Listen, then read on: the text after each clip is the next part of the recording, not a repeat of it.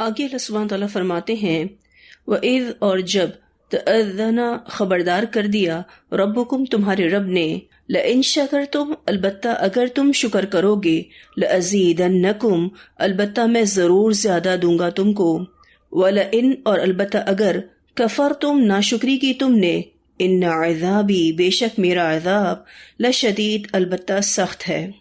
اللہ سبحانہ تعالیٰ نے خبردار کر دیا۔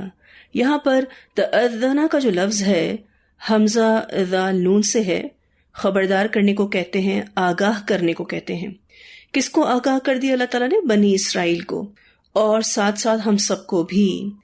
یہاں جو انداز اختیار کیا گیا ہے اور جب خبردار کر دیا تمہارے رب نے، ہو سکتا ہے بات یوں ہو رہی ہو کہ اللہ نے اپنے وعدے کے ساتھ تمہیں آگاہ اور خبردار کیا ہے، اور مفسرین یہ بھی کہتے ہیں کہ یہاں قسم کا معنی بھی آ سکتا ہے کہ اللہ نے اپنی عزت اور جلال کی قسم کھا کر کہا ہے۔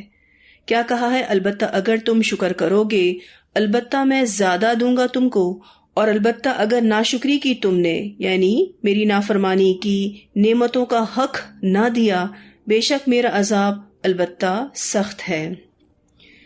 یہاں اللہ سبحانہ تعالیٰ نے تمام کے تمام بنی اسرائیل کو آگاہ کر دیا اور ساتھ ساتھ ہم سب کو بھی، اور یہ بہت ہی اہم آیت ہے جس میں بہت اہم میسج دیا جا رہا ہے۔ یہ کہا جا رہا ہے کہ اللہ تعالیٰ نے یہ اناؤنسمنٹ کر دی ہے، یہ اعلان کر دیا ہے کہ اگر تم میرے احکام مانو گے اور میری نعمتوں کا حق ادا کرو گے تو میرے خزانوں میں کوئی کمی نہیں ہے، میں تمہیں اپنی اور نعمتیں دوں گا۔ لیکن اگر کفران نعمت کرو گے، میری نعمتوں کی ناقدری اور ناشکری کرو گے اور میرے احکام نہیں مانو گے تو یاد رکھو میری سزا بھی بڑی سخت ہے۔ یہاں سے اللہ کا بڑا اہم قاعدہ معلوم ہو رہا ہے کہ شکر نعمتوں میں اضافے کا سبب بنتا ہے۔ شکر میں اللہ نے ایسی تاثیر رکھی ہے کہ بھلائی کو بحال رکھتی ہے، بلکہ مزید بھلائیوں کو بھی اپنے اندر جذب کرتی ہے، اور ناشکری سے نعمتوں کا زوال ہوتا ہے۔ ناشکری کا نتیجہ یہ ہے کہ بندے سے نعمت چھن جاتی ہے اور حالات برے ہوتے جاتے ہیں، اور یہ نتائج صرف اس دنیا کی حد تک نہیں رہتے بلکہ آخرت تک جاتے ہیں۔ تو اللہ سبحانہ تعالیٰ نے یہاں بہت اہم میسج دیا ہے۔ اس سے پہلے ہم آیت نمبر 5 میں پڑھ چکے ان فی ذلک لآیات لکل صبار شکور، بے شک اس میں البتہ نشانیاں ہیں واسطے ہر بہت صبر کرنے والے، بہت شکر کرنے والے کے لیے۔ اور یہاں پر دوبارہ سے اسی میسج کو دہرایا جا رہا ہے کہ تم شکر کرو۔ اس سے پہلے جو ہم نے پڑھا کہ صبر اور شکر دو بڑی خوبیاں ہیں اور ایمان کا مدار ان پر ہے، اور آپ دیکھیں تو پیچھے جو آیت تھی جس میں ہم نے صبر اور شکر کے بارے میں پڑھا تو صبر کو شکر پر مقدم کیا گیا ہے، اس لیے کہ شکر صبر کا نتیجہ ہے۔ اور یہاں اس آیت میں کیا بات ہو رہی ہے کہ اگر تم شکر کرو گے تو اللہ تعالیٰ تمہیں اور زیادہ دے گا۔ جو بھی شکر کرے گا اللہ اس کی نعمتوں میں مزید اضافہ کرتے ہی رہیں گے۔ کیوں؟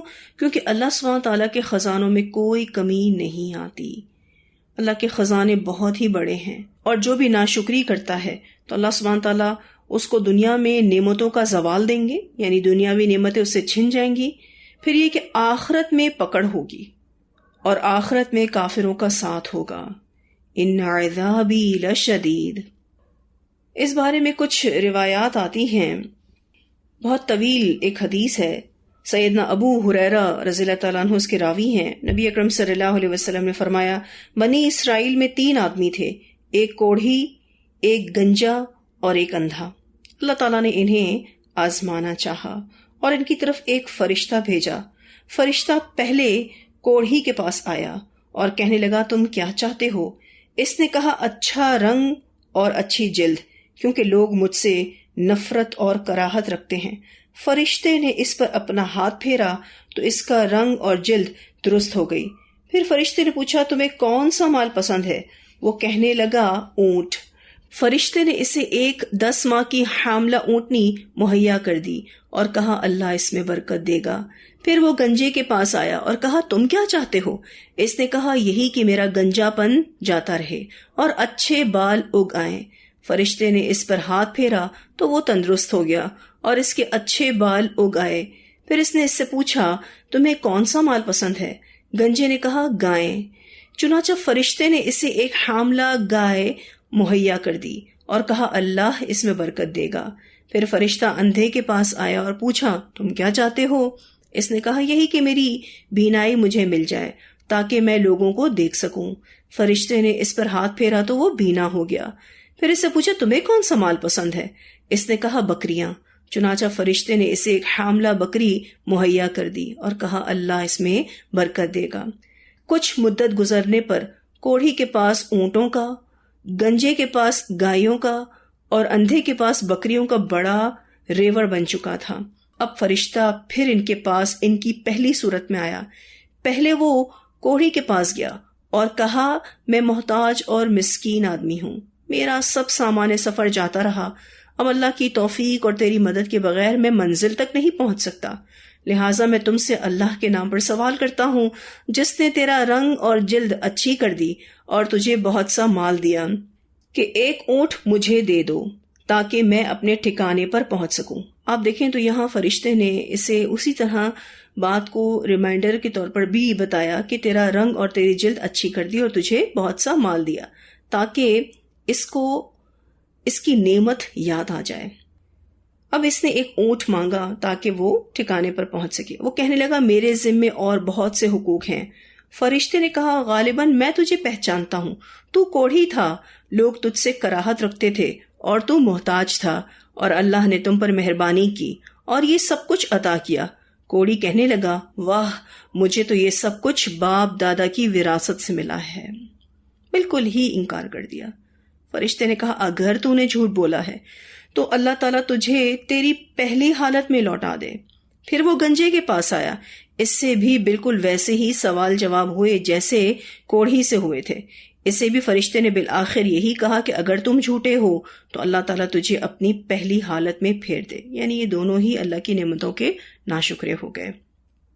اس کے بعد فرشتہ اندھے کے پاس آیا اور اس سے بھی وہی کہا اور ساتھ ایک بکری کا سوال کیا، تو اندھا یہ سن کر کہنے لگا واقعی میں اندھا تھا، اللہ تعالیٰ نے مجھے بینائی بخشی اور میں محتاج تھا، اللہ تعالیٰ نے مجھے مالدار کر دیا۔ اب تم نے مجھ سے اسی اللہ کے نام پر سوال کیا ہے تو اللہ کی قسم جو کچھ چاہتے ہو لے لو، میں روکوں گا نہیں۔ فرشتے نے کہا میں محتاج نہیں، فرشتہ ہوں، اپنی بکریاں اپنے پاس رکھو، اللہ تعالیٰ نے تم تینوں کو آزمایا تھا، اللہ تجھ سے خوش ہو گیا اور تیرے ساتھیوں یعنی کوڑی اور گنجے سے ناراض ہوا۔ اس سے بخاری نے روایت کیا ہے۔ اب آپ دیکھیے شکر نے فائدہ اسی انسان کو دیا نا، اور ناشکری کرنے کا کیا انجام نکلا، نعمتیں چھن گئیں۔ ایک اور روایت آتی ہے نبی اکرم صلی اللہ علیہ وسلم نے فرمایا اللہ کی قسم مجھے تم پر فقیری اور محتاجی کا ڈر نہیں، لیکن مجھے اس چیز کا ڈر ہے کہ دنیا تم پر کشادہ کر دی جائے گی جیسے تم سے پہلے لوگوں پر کشادہ ہوئی تھی، پھر تم بھی اس دنیا میں ایک دوسرے سے آگے بڑھنے لگو گے جیسے وہ بڑھتے تھے، اور پھر یہ دنیا تمہیں بھی ایسے ہی ہلاک کر دے گی جیسے اس نے ان لوگوں کو ہلاک کیا تھا۔ اسے مسلم نے روایت کیا ہے۔ اس حدیث میں یہی بات ہو رہی ہے کہ پچھلے لوگوں کی طرح اس امت پر یعنی نبی اکرم صلی اللہ علیہ وسلم کی امت پر بھی مال کو بڑا ہی فراخ کر دیا جائے گا، لیکن پھر یہ کہ وہ اللہ تعالیٰ کو بھول جائیں گے، ناشکری کرنے لگیں گے، اور اللہ تعالیٰ نے جیسے پچھلے لوگوں کو ہلاک کر دیا ان کو بھی ہلاک کر دے گا۔ پھر یہ کہ عورتیں بہت زیادہ ناشکری کرتی ہیں، اس بارے میں بھی ایک روایت آتی ہے، نبی اکرم صلی اللہ علیہ وسلم نے فرمایا مجھے دوزخ دکھلائی گئی تو اس میں زیادہ تر عورتیں تھیں جو کفر کرتی ہیں۔ صحابہ نے کہا کیا وہ اللہ کا کفر کرتی ہیں؟ فرمایا نہیں، وہ خاوند کی ناشکری کرتی ہیں اور احسان فراموش ہوتی ہیں۔ اگر تم کسی عورت سے ایک لمبا عرصہ بھلائی کرو، پھر وہ تم سے کوئی ناگوار بات دیکھے تو کہہ دے گی کہ میں نے تو تجھ سے کبھی کوئی بھلائی دیکھی ہی نہیں۔ اسے بخاری نے روایت کیا ہے۔ یہ عورتوں کا عام رویہ ہے۔ نبی اکرم صلی اللہ علیہ وسلم نے جو یہ بات حدیث میں بتائی ہے بالکل ہی حق ہے۔ عورتیں اتنی ہی جذباتی ہوتی ہیں کہ اگر تھوڑی سی تکلیف پہنچتی ہے تو سامنے والے شخص کے سارے احسانات کو بھول جاتی ہیں، اور اسپیشلی شوہر کی بات یہاں ہو رہی ہے کہ وہ اپنے شوہر کے سارے احسانات کو بھول جاتی ہیں۔ اسی لیے عورتوں کو بہت زیادہ کوشش کے ساتھ شکر گزاری والی زندگی گزارنی ہے، اور یہ ایک میچور زندگی ہوتی ہے کہ جس میں انسان شکر گزار رہے۔ اگر کوئی تکلیف کسی سے پہنچی بھی ہے تو اچھے وقت کو یاد کرے، اس کے احسانات کو یاد کرے، اس کی اچھائیوں کو یاد کرے، تو زبان پر شکر آئے گا، رویے بھی درست ہو جائیں گے۔ تو یہ جو شکر ہے یہ انسان کو لا محالہ فائدہ دیتا ہے.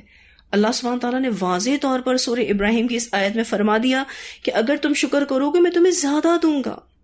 یعنی اللہ سبحانہ تعالیٰ نے ایک اصول بنا دیا، ایک قاعدہ بنا دیا کہ شکر نعمتوں میں اضافے کا سبب بنتا ہے، اور ساتھ میں ناشکری کا بھی بتا دیا کہ اگر تم ناشکری کرو گے تو تم سے تمہاری نعمتیں چھن جائیں گی، تمہاری نعمتوں کا زوال ہو جائے گا اور تم اللہ تعالیٰ کی سخت پکڑ میں آ جاؤ گے، اللہ کے سخت عذاب میں آ جاؤ گے. دنیا میں بھی مصیبتیں تمہارے پیچھے پڑ جائیں گی، آخرت میں بھی سخت پکڑ ہوگی اور کافروں کے ساتھ تمہارا انجام ہوگا. تو کیا سبق ملتا ہے اس آیت سے؟ اللہ تعالیٰ کی ہر نعمت کی قدردانی کرنی ہے. آپ غور کریں کہ اللہ نے ہمیں کیا کچھ دے رکھا ہے. اگر ہم کسی بہت بڑی تکلیف میں بھی ہیں نا تو بھی ہم بے شمار نعمتوں کے ساتھ ہیں الحمدللہ. ہم ذرا غور کریں کہ اللہ تعالیٰ نے ہمیں کیا کیا کچھ دے رکھا ہے. ہم چاہیں بھی تو اس کی نعمتوں کو گن نہیں سکتے، اور جب گن نہیں سکتے تو صحیح معنوں میں شکر کیسے ادا کر سکتے ہیں؟ بس ہم کوشش کر سکتے ہیں. یہ تو اللہ کا بڑا احسان ہے کہ ہمارے ٹوٹے پھوٹے الفاظوں کے ساتھ جب ہم شکر ادا کرتے ہیں نا اس کو قبول کر لیتا ہے. بہت ضروری ہے کہ ہماری زبان پر شکر ہو، دل میں اللہ رب العزت کے لیے شکر کے جذبات ہوں، اور ہمارا عمل اللہ کی فرما برداری والا ہو. اب دیکھیے کہ جب ہمارے منہ میں چھالے پڑ جاتے ہیں تو کھانا کتنا دشوار ہو جاتا ہے. تب ہمیں اس نعمت کا احساس ہوتا ہے کہ ہم کتنے کمفرٹیبلی کھانا کھاتے ہیں الحمدللہ. ایک چھالا ہمیں بے چین کر دیتا ہے، تکلیف میں مبتلا کر دیتا ہے. اگر ہم کھائیں لیکن ہضم نہ ہو، یہ خود بخود ایک نظام کے ذریعے الحمدللہ ڈائجسٹ ہو جاتا ہے. اللہ کا کتنا بڑا شکر ہے الحمدللہ. جو ڈائلیسس پیشنٹس ہوتے ہیں آپ ان کے بارے میں جانتے ہیں نا کہ کتنی تکلیف سے ہی گزرتے ہیں، کہ جب ان کی کڈنیز فیل ہو جاتی ہیں، وہ پیوریفیکیشن کا کام نہیں کرتی ہیں، تو کس طریقے سے انہیں اس پروسیس سے ہفتے میں 1 بار 2 بار یا پھر روزانہ گزرنا پڑتا ہے. کتنی تکلیف ہوتی ہے.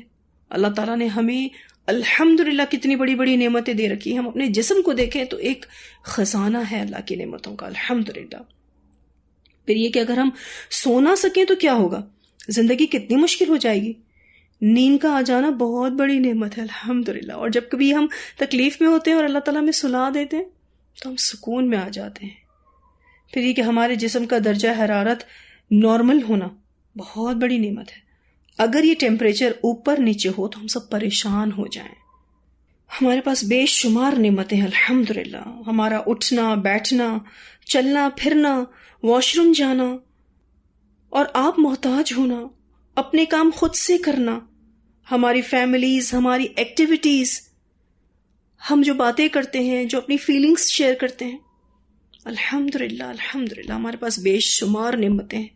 ہم اگر لسٹ بنائیں تو طویل لسٹ بن جائے گی لیکن پھر بھی مکمل نہیں ہوگی. زندگی میں بہت سارے ایسے مواقع آتے ہیں جب اللہ ہمیں اپنی بہت ساری نعمتوں کا شدت سے احساس دلاتے ہیں. ان لمحوں میں بھی اللہ کا شکر ادا کرنا اور زیادہ ضروری ہے.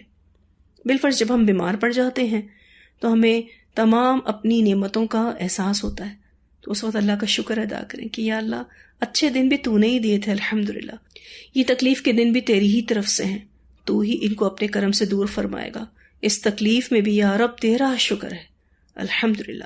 ان اچھے دنوں کے لیے بھی تیرا شکر ہے، اور یہ جو تکلیف تو نے دی ہے اس میں بھی تیرا شکر ہے کہ مجھے تو نے میری نعمتوں کا احساس دلایا ہے.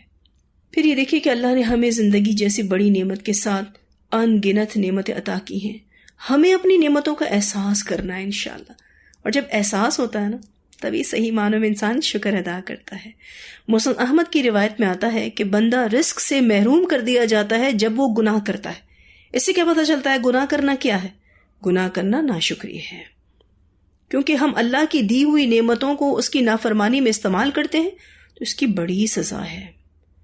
بخاری کی روایت میں آتا ہے جس کو شکر الہام کر دیا گیا وہ زیادہ سے محروم نہیں رہے گا. بالکل اس آیت میں جو میسج دیا گیا ہے نا وہی میسج اس بخاری کی روایت میں ہے.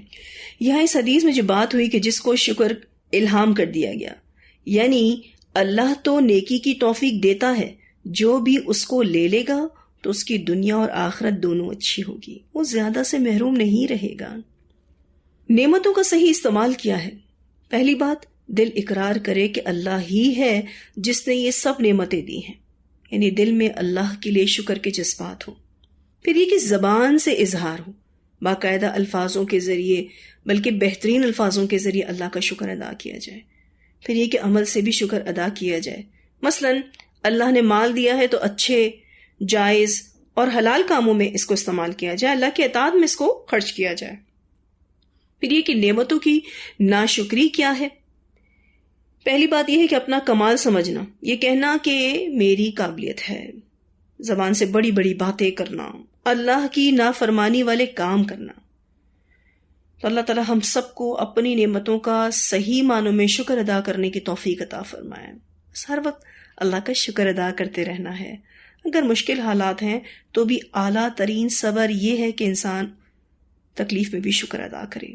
زندگی کے کسی مشکل وقت کو یاد کر لیں اور اس میں اپنے عمل کو دیکھ لیں کہ وہ کیسا تھا. آپ اندازہ لگا لیں گے کہ آیا ہم شکر کرنے والے ہیں یا ناشکرے ہیں. ایک بہت پیاری روایت آتی ہے ابن ماجہ کی. نبی اکرم صلی اللہ علیہ وسلم نے فرمایا، تم میں سے جو کوئی جسم کی عافیت اور گھر میں امن کے ساتھ صبح کرے اور اس کے پاس اس دن کا کھانا بھی ہو تو گویا ساری دنیا اس کے لیے اکٹھی ہو گئی. سبحان اللہ، ہم سب تو بادشاہ ہیں واقعی. الحمدللہ اللہ تعالیٰ نے ہمیں جسم کی عافیت دی ہے، گھر میں امن دیا ہے.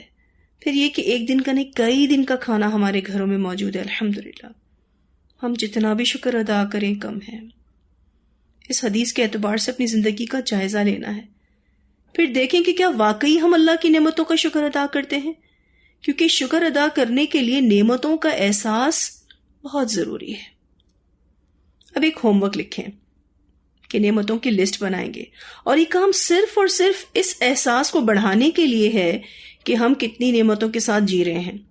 اور اس جائزے سے ایک اور فائدہ یہ بھی ملے گا کہ آپ کو اپنی نعمتوں کا احساس کرنے کی عادت ہوگی، غور و فکر کرنے کی عادت ہوگی کہ ہم کتنا کچھ اللہ تعالیٰ کی طرف سے لیے ہوئے ہیں، ہم کتنے بلیسڈ ہیں. الحمدللہ تو جتنا شکر ادا کریں گے اتنا ہی فائدہ ہے. پھر اللہ سبحانہ تعالیٰ فرماتے ہیں وقال، اور کہا موسیٰ علیہ السلام نے، ان اگر تکفرو تم کفر کرو گے، انتم تم ومن فی الارض اور جو کوئی زمین میں ہیں، جمیعاً سارے کے سارے، فإن اللہ تو بے شک اللہ تعالیٰ، لغنی البتہ بڑا بے نیاز ہے، حمید نہایت تعریف والا ہے. اس آیت سے یہ پتہ چلتا ہے کہ جو بھی شکر گزاری کرتا ہے فائدہ اسی کو ہوتا ہے. اگر ہم اللہ تعالیٰ کی ناشکری کرتے ہیں تو اپنا ہی نقصان کرتے ہیں.